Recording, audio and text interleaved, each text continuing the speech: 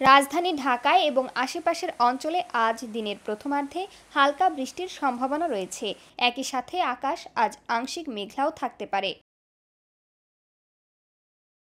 শনিবার ২৮ জুন বাংলাদেশ আবহাওয়া অধিদপ্তরের ঝড় সতর্কীকরণ কেন্দ্র থেকে প্রকাশিত সকাল ৭টা থেকে পরবর্তী ৬ ঘন্টার জন্য ঢাকা ও পার্শ্ববর্তী এলাকার জন্য আবহাওয়ার পূর্বাভাসে এসব তথ্য জানানো হয়েছে।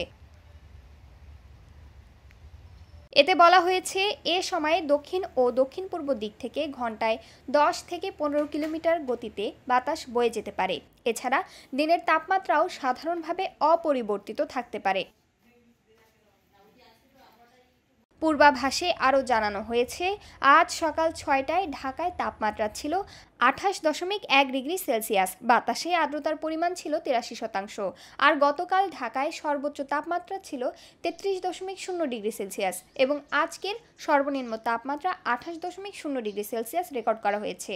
একই সঙ্গে গত ২৪ ঘন্টায় রাজধানীতে বৃষ্টিপাতের পরিমাণ ছিল ট্রেস, অর্থাৎ খুব অল্প পরিমাণ বৃষ্টির রেকর্ড পাওয়া গেছে।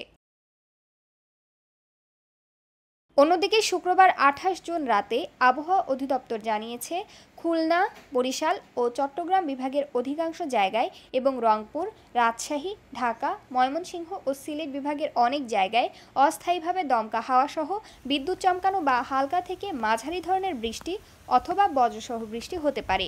সেই সঙ্গে খুলনা, বরিশাল ও চট্টগ্রাম বিভাগের কোথাও কোথাও মাঝারি ধরনের ভারী থেকে ভারী বর্ষণ হতে পারে। এছাড়া সারা দেশে দিন এবং রাতের তাপমাত্রা প্রায় অপরিবর্তিত থাকতে পারে বলেও জানানো হয়েছে।